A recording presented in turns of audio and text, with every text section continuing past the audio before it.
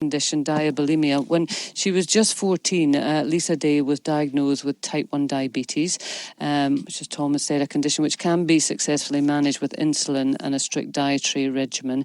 Lisa, however, did go on to develop anorexia, and the combination of the two, known as this diabulimia, led to her premature death in her 20s. And Katie, her sister, is campaigning now for greater awareness of diabulimia, and she joins us now. Good morning to you, Katie. Hello, Kay. Hi, thanks for joining us, Katie. Thanks for having me on. Tom, obviously, as a doctor, knew about this condition. I confess I had never heard of it. No. How aware were you? Well, I knew that my sister was having problems, but I didn't know that it was a common thing and there were other diabetics that had it. I had absolutely no idea. I thought that my sister was just having issues. I didn't realise it was a wider problem. I mean, tell us a bit about Lisa and her experience. So Lisa became diabetic when she was about 14, and very shortly after she lost quite a lot of weight. I think when she was first diagnosed with diabetes, she was following the rules. She was very good with the doctor's appointments, all those kind of things. But I think at that age, she just, they really have to look at the quantities that they eat, avoid certain foods, take your insulin at this time. And I think that it magnified the situation. And there was obviously something going on with Lisa with her whole weight situation. She didn't like the way she looked, and she just took things to extremes. In the younger years, she ate the absolute bare minimum, and she was taking very low amounts of insulin.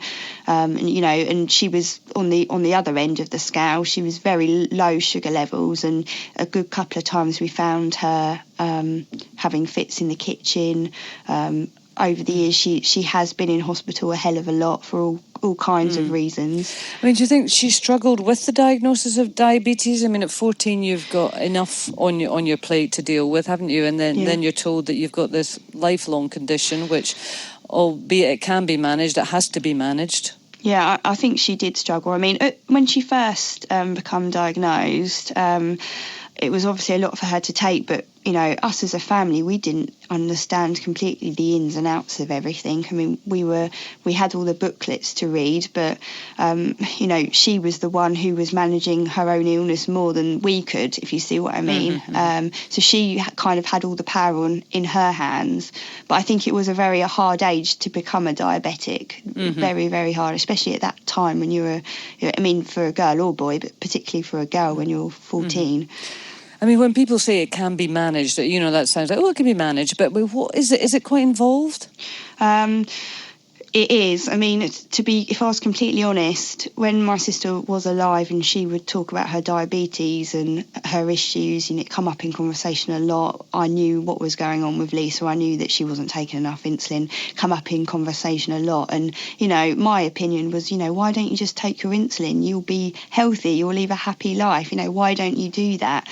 But it just kind of goes in one ear and kind of out the other with Lisa. And it was just the same over and over again over the years. I mean, I suppose there will be a difference between not taking the right amount of insulin because, you resent the fact that you have to, or you forget, or deliberately trying to control your weight. Where do you think she was? She was definitely trying to control her weight. Right. I can definitely say that for sure. She confided in some close friends of hers, and, she had said to them, imagine being given the power of pressing a button and being able to lose weight immediately. There's no 2-week diet plan needed. It's just instant. And she said, it's just so attractive to do that. As much as I want to get on top of it, it just keeps drawing me back. And I think, when you're a young girl and you want to look the best and fit in that dress and stuff, it was just too tempting for her. So the effect of not taking, and we should be very careful here, and we're not in any way giving out details, but she could regulate her insulin intake in a way that would allow her to lose weight rapidly. Yes, exactly. That's what she did. And she took advantage of that. Yes. With fatal consequences. Well, yes. It's hard to know if she was... Lisa felt quite insulted over... I mean, she was in hospital quite a lot, but every time she went into hospital, it would be, Lisa, are you looking after yourself? Are you taking the right amount of insulin? And she almost put her walls up to say, yes, I'm taking it. I can't believe you think that I'd be doing that. I'm trying to get on with my life. And we'll never know if she was or not. I mean, when she died last September, part of the inquest heard that she was running her blood sugar levels high right up until she died, and she died of diabetic ketoacidosis, which is a kind of a different story because there was a ambulance issue there. But yeah, there is a possibility that she was doing it up until the end, and she never quite got over it. I mean, she was obviously being treated as a diabetic. Yeah. Was she being treated as someone with an eating disorder? Well, when she was a lot younger, she was in an eating disorder clinic as a day patient. She wasn't staying in, but that kind of fizzled out and didn't help. She was actually about 3 weeks before she died last August. She did have her first appointment at the clinic in London, which is set up for diabetics with eating disorders. So she had one appointment, and after that appointment, I had a phone call with her, and she said that she felt very positive after it, but unfortunately it came so late. She was diagnosed at 14 and she died at 27, and it came 3 weeks before she died. So if it had happened a lot earlier, if she'd have got the help, maybe their whole outcome may have been different. I mean, what toll did this take on her body, Katie? Well, the insulin abuse she had cataracts in both eyes, she had extreme kidney problems. Due to running her glucose levels high, she'd done quite a lot of damage to the nerve endings in her stomach, so she had quite a lot of gut problems. Whenever she was trying to eat anything, it just never wanted to stay down. She had constant abscesses. She had very poor feet. She was meant to run the London Marathon last year and she had to pull out. And it was just all of these things that were caused by damage she'd done earlier on in her life. They really got her down, and I don't think that really helped the situation any longer, because it was just a vicious cycle that she just couldn't get out of. Oh, well, Katie, as I say, I had never heard of this, and I believe it's a fairly little-known condition. We are going to speak in just a second to Jacqueline Allan, and she has a charity called Diabetics with Eating Disorders, and actually we've had a caller on this. Morven's called in, so we'll speak to her too just after this. So far, on the Leaders' Phone-In. I suppose in some ways it's a wee bit of a mischievous question. Points have been debated. Cut a long story short, I got right to the point. And questions have been asked. Good morning. My question is... As the Scottish election gets closer, we're giving you the chance to speak directly with those looking for your vote on May the 5th. Join Kay Adams on Monday from 9 a.m. when Nicola Sturgeon, leader of the SNP, will take your calls. The Leaders' Phone-In on BBC Radio Scotland. And this is Kay Adams on BBC Radio Scotland. I'm speaking just now to Katie, whose sister, Lisa, died in her late 20s as a result of a condition called diabulimia, which is what turned out to be sadly a fatal combination of type 1 diabetes, lack of management of type 1 diabetes. Lisa was diagnosed when she was 14, and an eating disorder.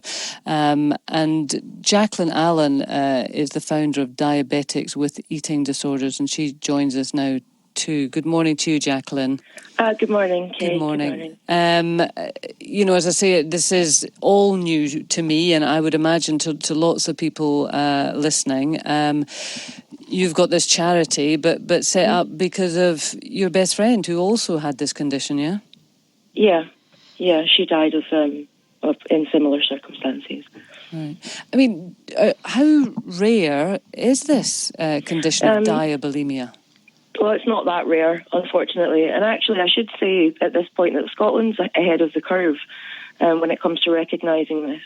We actually had a debate about it in the Scottish Parliament February 2014, where both Dennis Robertson and Mark MacDonald, who have been big supporters of the charity, called for diabulimia to be recognised officially. Mm-hmm. So I have to thank them for bringing this issue to wider attention. Right. I mean, do you think it suffers for a lack of recognition at the moment? Absolutely. I mean, if you think about it, the problem is that if you say I'm diabulimic, well, diabulimia doesn't officially exist. So part of the problem is you go to a GP and you say, I've got this eating disorder, and the GP says, well, that doesn't exist, or it's made up on the internet. And that's where the first barrier goes up. So you have that barrier between you and a specialist eating disorder consultant. Unfortunately, if you do get to see that eating disorder consultant, the chances of them having come across diabulimia before are quite slim. So standard eating disorder treatment looks at things like relaxing around food, not being so obsessive, and of course as a type 1 diabetic, you can never actually do that. I should actually say that also in Scotland there is a unit called the Eden Unit in Aberdeen, run by a fantastic psychiatrist called Dr. Jane Morris, and they actually have a dedicated diabulimia programme as well. Right. But I mean, I guess for individuals, is it kind of up to chance whether or not you end up with medical care that is, aware and up on this condition, or unfortunately, you might not? Yeah, I mean, to be honest, there are some brilliant people working in this area. And actually, unfortunately, that programme that Lisa was due to do in London, I co-authored that programme. And it's a great programme, but it's one of a kind. And that's unfortunately very much like the specialists in this area. There are some brilliant people, but it's a diabetes consultant in Manchester, a DSN in Essex, a psychiatrist in Aberdeen. There's no specialist unit for this particular issue. And to be honest, that's what this needs. Standard eating disorder treatment doesn't work because this isn't a standard eating disorder. I mean, what is the relationship between the type 1 diabetes, having diabetes, and the eating disorder? Is it random that they come together, or have they a relationship between them? Well, it's not random at all. So my PhD is actually in this subject, and I've been looking into the reasons as to why you're twice as likely to develop an eating disorder if you have type 1 diabetes. And what we know is that around about 40% of type 1 women between the ages of 15 and 30, so it's not even just those teenagers, will at some point emit their insulin to lose weight. And of course, a proportion of them, just as like a proportion of some people who go on a diet go on to become anorexic, will become diabulimic. And what we think is going on is that at this very vulnerable age, you start losing weight, people start praising you for essentially your body cannibalizing itself, and then you realise you've got this life-threatening chronic illness. And that chronic illness requires all of the things that we would generally look for in the development of an eating disorder to manage it. So starting to become obsessed around food, starting to weigh food, keeping extensive food diaries, being weighed at regular intervals. These are all sort of things that we would go, oh, wait a minute, I'm going to be a little bit worried about that young person's psychological health in regard to their weight. But actually it's good diabetes care. So I think that the fact that we're sort of pushing young people out of necessity almost into that environment because of their illness, it accounts for that 2 times the figure. And of course, this disease is relentless, it's cruel, and it's unpredictable. It's not as simple as, just inject for your food. I mean, if the weather changes, my blood sugar changes. So it's very easy to get burnt out living with this kind of chronic illness. And of course, what happens when you get burnt out? You don't pay as much attention, and the side effect of that is losing weight. So I didn't realise, are you diabetic, Jacqueline? I am. I'm sorry, I didn't diabetic, appreciate that. I'm sorry. Right. No, that's okay. Yeah. Well, that was one of the things that I'd said to Katie. I mean, and I've heard it sort of fairly casually mentioned, type 1 diabetes, it can be managed, which, sounds as if, it can be managed. But, from what she's told me, and clearly from what you're saying, that not such a glib phrase at all. No, you can do everything right. You can do absolutely everything right, and it still doesn't do as it's told, particularly if you're a young woman, particularly during those times in your life when you go through these hormone changes. That require massive amounts of insulin, which can lead to weight gain. So if you burn out, if you stop caring so much, you're rewarded with weight loss. Right. Jacqueline, as I say, Morven has called in, obviously been listening to the programme, and this has struck a chord with her. Good morning to you, Morven. Morning. Morning. Thanks for calling in, Morven. You've got personal experience of diabulimia, is that right? Yeah, I did. I was diagnosed as type 1 diabetic when I was 10. Right. And when I was about 14, I had my consultant's appointment at the paediatric unit and was basically told, I'll know if you've been taking insulin because you'll have put on weight by the time you come back. Which, when you tell a 14-year-old they're going to put on weight, they're not going to want to do it. And you clearly remember that conversation very vividly. Very vividly. Yeah. So that triggered something in you, do you think, that you thought, oh no, you won't, pal? Well, I think when you're diabetic, and especially I was diagnosed when I was 10, so food became a real focus of my life. Everything was weighed. I was keeping food diaries. I felt, and when it got to the point where I was having to take control of my diabetes myself, it was quite hard to keep that commitment to food and without it becoming an unhealthy obsession almost. Mm-hmm. So I stopped taking my insulin. I was only taking my background insulin. So by the time I was 16, I was quite underweight. And New Year's Day, I took ketoacidosis and ended up in hospital. And even that, being told it was potentially fatal, that wasn't enough for me to kind of go, I need to stop doing this, because there's so much pressure, because especially I went to an all-girls school, so a lot of the focus was on, you know, there was a sticker the on way our you fridge look, saying, you know, no carbs, that sort of thing. It does become, it's really hard to get out of that cycle. Knowing that you're going to put on weight is really difficult. Morven, listen, I really, we need to break for the travel just at 10:30, but I would love to know in terms of the medical treatment that you received from that, because clearly that is absolutely key within this whole discussion. So if you don't mind, just bear with me a second. Anne-Marie's on the travel. Okay, it's looking good on most main trunk roads from what I'm seeing at the moment now. In Kilwinning, though, you do have temporary traffic lights and roadworks on the A738 Byers Road. That'll affect you both ways between Pennyburn Road and Dalry Road. And that's BBC Radio Scotland Travel. Thank you, Anne-Marie. Brief on the travel, which is fortuitous. Speaking to Morven here, who's called in with her experience of this condition, diabulimia, which affects people with type 1 diabetes. Perhaps particularly vulnerable group would be young women from the age of 14 who then go on to develop an eating disorder. So, Morven, in terms of medical intervention, what happened with you? To be honest, I didn't have any intervention from my diabetic team. It was more, I had to take control of it because it's my condition. Like, you can be told as much as, like, you can be told every day you need to take care of your diabetes, you need to take your insulin, and at the end of the day, it's me that had to do it.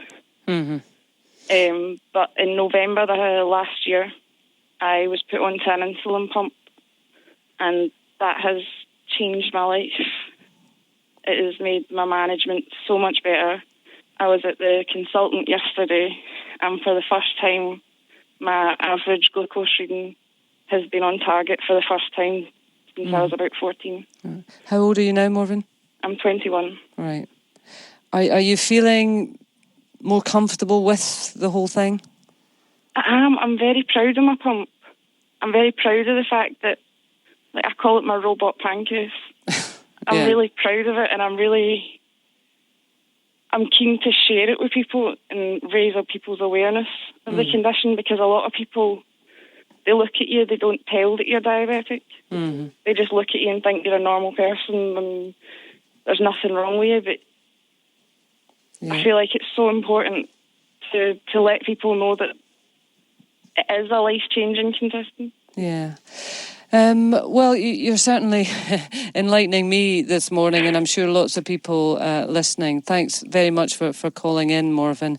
If I can just come back to Jacqueline, and you know, with Katie too, you think, you believe that recognition and awareness is key to this. Where are you with that, Jacqueline? I mean, I imagine you have a plan. Yeah, I mean, we're getting there. The charity's been running for 7 years. And unfortunately, as is always the case with these little known conditions, the awareness only comes at the cost of people's lives. I'd really like to extend my condolences about Lisa. I very recently lost a very close friend in very similar circumstances. And unfortunately, with these things, it's like one tragedy at a time. So I would really love this to be the last time that this has to happen for this to get national awareness. And like I said, we do have MPs in Scotland, Dennis Robertson, Mark MacDonald and George Howarth in England, all campaigning politically. We've been quite involved with the NHS and with the National Institute of Clinical Excellence and stuff like that. So we're still a way off. But I feel like we're chipping away at the wall, and people are actually starting to realise that this is a mental illness. And it's a mental illness that, while it may only affect a small amount of the population, is absolutely devastating. Mm-hmm. Well, Jacqueline, thanks very much for spending the time this morning to help us learn a little bit more about it. And Katie Edwards, thanks to you as well, Katie, for joining us. Really do appreciate your time this morning. Dr.